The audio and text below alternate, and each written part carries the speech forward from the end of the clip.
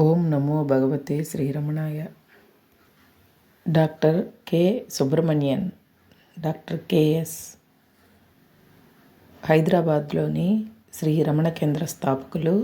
Hyderabad central institute of English and foreign లాంగ్వేజెస్లో English ప్రొఫెసర్గా వ్యవహరించారు.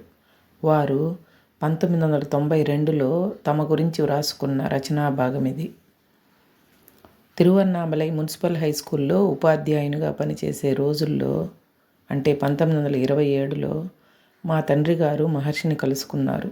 ఇంతమంది సాధువులు ఉన్నారు కదా, వారిలో అసలైన సాధువు ఎవరో ఎట్లా తెలుసుకోగలను అని వారిని అడిగారు. అప్పుడు అడిగిన ఉత్తరోత్తర వారిని అట్లా అడిగినందుకు చాలా చింతించారు.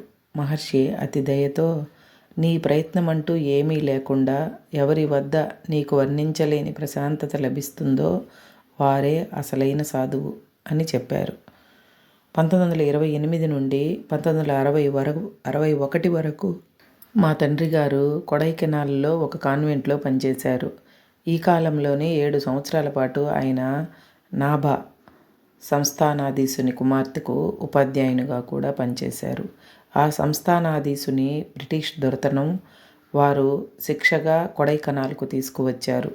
మా తండ్రి గారు ఆ సంస్థానాధీశునికి వారి సతీమణికి మహర్షి గురించి వివరించారు. ఆ దంపతులకు మహర్షి పట్ల గౌరవభావం కలిగింది. 1944లో అస్వస్థులై ఉన్నప్పుడు మహారాజు తనకి శ్రీ భగవాన్ ఆశీర్వచనాలను కోరమని పంపారు. మా తండ్రి గారు మహారాజు పరిస్థితిని గురించి చెప్పినదంతా సావధానంగా ఆలకించిన శ్రీ భగవాన్ మౌనం వహించారు. ఆశ్రమాధికారులు ప్రసాదాన్ని మహారాజుకై ఇచ్చారు. ఆ కవరును తెరిచి చూచిన మహారాజు మా తండ్రి గారితో, కృష్ణస్వామి, నేనింక ఎక్కువ కాలం బతకనని మహర్షి నాకు తెలిపారు. ఇదిగో ఈ కవర్లో కుంకుమ లేదు, విభూతి మాత్రమే ఉంది అన్నారు. ఇది జరిగిన 4 నెలలకి మహారాజు పరమపదించారు. మా తండ్రి గారు, మా పినతండ్రి కూడా శ్రీ భగవాన్ భక్తులు రాసిన ఉత్తరాలు చదువుతారని విని నేను అప్పుడప్పుడు వారికి ఉత్తరాలు రాసేవాణ్ణి. ఆ రోజులలో తిరుకాట్టుపల్లి హై స్కూల్ విద్యార్థిని నేను. స్కూలు హాస్టల్లో ఉండేవాణ్ణి. ఒకసారి మా పినతండ్రితో పాటు శ్రీ భగవాన్ వద్దకు వెళ్ళాను. ఆయన వైపే చూస్తూ కూర్చున్నాను. శ్రీ భగవాన్ మా పినతండ్రిని నేనెవరో అడిగారు. ఆయన బదులు చెప్పిన తర్వాత వారు, అయితే నాకు ఉత్తరాలు రాస్తుండేవాడివి నీవన్నమాట అన్నారు. ఈ మాటలు నాకెంతో విభ్రమాన్ని కలిగించాయి. ఎంతో సంతోషం కూడా కలిగింది. అవును అని నెమ్మదిగా బదులు చెప్పాను. ఈ ఉత్తరాలు రాయటానికా మీ నాయనగారు నీకు డబ్బు పంపుతున్నారు అంటూ శ్రీ భగవాన్ నవ్వారు. వారు ఆక్షేపిస్తూ అన్నారు, హాస్యానికి అన్నారో తెలియలేదు, చెమటలు పోసేశాయి. శ్రీ భగవాన్ని చూస్తూ అట్లాగే కూర్చున్నాను. 1945లో SSLC పూర్తయిన తర్వాత మదురైలోని అమెరికన్ కాలేజీకి దరఖాస్తు పంపాను. మదురైకి వెళ్ళవలసిన రోజున మహర్షి వద్దకు వెళ్ళి సాష్టాంగ నమస్కారం చేసి మదురైకి ప్రయాణమయ్యాను. విషయం ఏమిటనే అడిగినప్పుడు శ్రీ భగవాన్తో నేను కాలేజీలో చేరటానికై మదురైకి వెళ్తున్నానని చెప్పాను. శ్రీ భగవాన్ ఏ కాలేజీ అని అడిగినప్పుడు అమెరికన్ కాలేజీ అని చెప్దామనుకున్నా. మదురై కాలేజీ అని చెప్పాను. మహర్షి చిరునవ్వు నవ్వి సరే అన్నారు. నేను మదురైకి వెళ్ళిన తరువాత అమెరికన్ కాలేజీలో సీటు రాలేదు, కానీ మదురై కాలేజీలో వచ్చింది. 1949లో మాతృభూతేశ్వరాలయ కుంభాభిషేకానికి వెళ్ళాను. ఎంతో విపులంగా గంభీరంగా జరిగింది ఆ క్రతువు. హారతిని ఇచ్చిన తర్వాత ఆ హారతి పళ్ళాన్ని శ్రీ భగవాన్ వద్దకు తీసుకువచ్చారు. నేను శ్రీ భగవాన్కి సమీపంలోనే కూర్చున్నాను. ఆ హారతిని చేతితో తాకి ఎంతో గౌరవంగా కళ్ళు మూసుకొని హారతిని కళ్ళు కద్దుకున్నారు వారు. మనస్సు చెలించిపోయిన దృశ్యం అది. శ్రీ భగవాన్కి ఆపరేషన్ అయిన ప్రతిసారి నేను వెళ్ళి వారిని దర్శించుకునేవాణ్ణి. అల్లంత దూరం నుండి పట్టలేని దుఃఖంతో ఏడ్చేవాణ్ణి. కానీ శ్రీ భగవాన్ మాత్రం ఆ వ్యాధి తనది కాదు, ఇంకెవరిదో అన్నట్టు ఏమీ పట్టించుకోకుండా ఎప్పటి వలనే ప్రశాంతమైన చిదానందంలో ఉండేవారు. 1946లో నేను 18 సంవత్సరాల విద్యార్థిగా ఉన్న రోజులలో తల వంచుకొని ఏదో ఆలోచిస్తూ ధ్యానం హాలు పక్కగా నడుస్తూ వెళ్తున్నాను.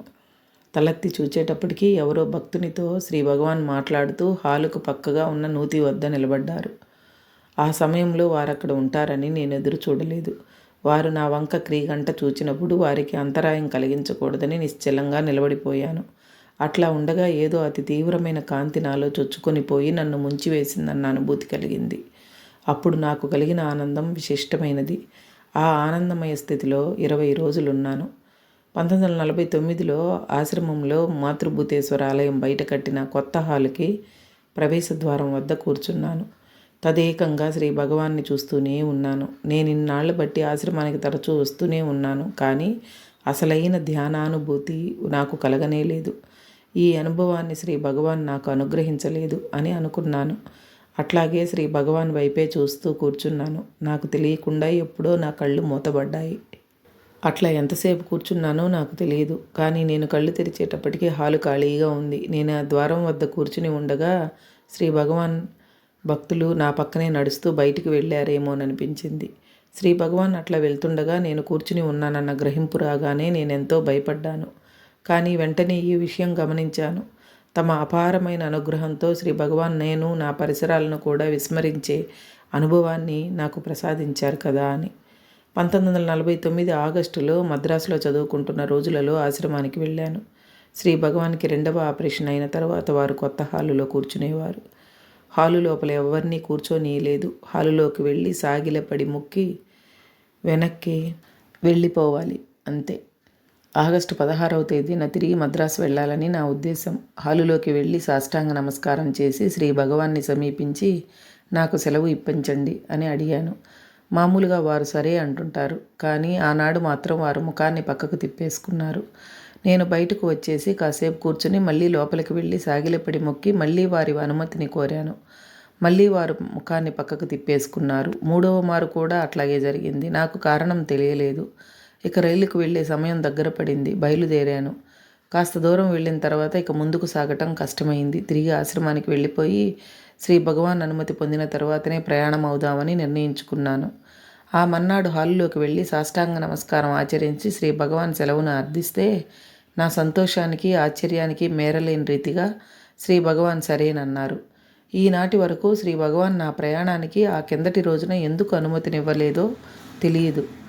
మార్చి 1950లో నా BA ఆనర్స్ ఆఖరి సంవత్సరపు పరీక్షలు. ఫిబ్రవరి నెలలో శ్రీ రమణ భక్తులు మా సోదరి మామగారు అయిన శ్రీ TV కృష్ణస్వామి అయ్యర్ శ్రీ మురుగునారు రాసిన అక్షర రమణమాలపై వ్యాఖ్యాన వ్రాతపతిని నాకిచ్చారు. అది 100 పేజీల కంటే అధికంగా ఉంది.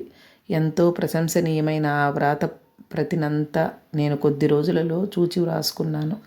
పరీక్ష కంటే ఇదే ముఖ్యమనుకొని పరీక్షల గురించి ఏమీ పట్టించుకోలేదు. మొదటి పేపర్ ప్రాచీన ఇంగ్లీష్ మీద. అందులో ప్రాచీన ఇంగ్లీష్ పాఠ్యభాగాలను ఆధునిక ఇంగ్లీష్లోకి మార్చమనే ప్రశ్నలుంటాయి. నేను పరీక్షకై సరిగ్గా తయారవనే లేదు. మర్నాడు పరీక్ష అనగానే పుస్తకాన్ని ఒక్కసారి తెరిచాను. అందులోని పాఠ్యభాగాన్ని తర్జుమా చేసి పడుకున్నాను. పరీక్ష హాలులో ప్రశ్నాపత్రంలో నేను క్రితం రాత్రి అనువదించిన పంక్తులే ప్రశ్నగా రావడం చూసి ఆశ్చర్యపోయాను. శ్రీ భగవాన్ జంతువులను, పక్షులను ఎంతో ఆప్యాయతతో, అక్కరతో చూసుకునేవారు. ఒక్కోసారి ఒక కోతుల జంట ధ్యాన మందిరంలోకి వచ్చేది. అక్కడి భక్తులు కలవరపడేవాళ్ళు. ఆ కోతులను శ్రీ భగవాన్ మృదువుగా పలకరించి వాటికి జీడిపప్పులో వేరుశనగ పప్పులో ఇచ్చి పంపేవారు. ఎంతో సంతోషిస్తూ కేరింతలు కొడుతూ అవి వెళ్ళిపోయేవి. ఒక్కోసారి శ్రీ భగవాన్ సోఫా కిందకి ఒక ఊడితో పాకేది. శ్రీ భగవాన్ దానిని చేతిలోకి తీసుకుని నెమ్మదిగా వీపు మీద రాసి ఏది ఉంటే దానినే ఉడతకు పెట్టేవారు. అది ఏ అల్లరి చేయకుండా వెళ్ళిపోయేది. అట్లాగే నెమలి కూడా వస్తుండేది. అది కాసిని మరమరాలను శ్రీ భగవాన్ చేతుల నుండి తీసుకునేది. ఒకసారి ఆశ్రమంలోని జింకని కొన్ని బయటి జంతువులు గాయపరిచాయి. ఆ గాయం మానకపోగా జింక పరిస్థితి క్షీణిస్తూ వచ్చింది. శ్రీ భగవాన్ ఆ జింక పక్కన కూర్చొని చేతుల్లోకి దాని ముఖాన్ని తీసుకొని కన్నీరు కారుతున్న దాని కళ్ళల్లోకి చూస్తున్నారు. అక్కడే నిలబడ్డ మా చిన్నాయనను చూసి సర్వాధికారి ఆయనని జింకని చూసుకుంటుండమన్నారు. ఆ విధంగా శ్రీ భగవాన్కి తీరిక కలుగుతుందని. శ్రీ భగవాన్ ఆ మాటలను విన్నా ఏమీ కదలక అక్కడే ఆ జింక కన్ను మూసే వరకు కూర్చున్నారు. ఆ జింకకి గోలక్ష్మి సమాధి పక్కనే సమాధి నిర్మించారు. మా చిన్నాయన తన చిన్నతనంలో శ్రీ భగవాన్ని రావణాసురుడికి 10 తలలుంటాయంటారే, నిజమేనా అని అడిగారు. అతనికి 10 తలలు ఉన్నాయో లేవో అని తెలుసుకోవటం వల్ల నీకు కలిగే ఉపయోగం ఏమిటి అన్నారు శ్రీ భగవాన్.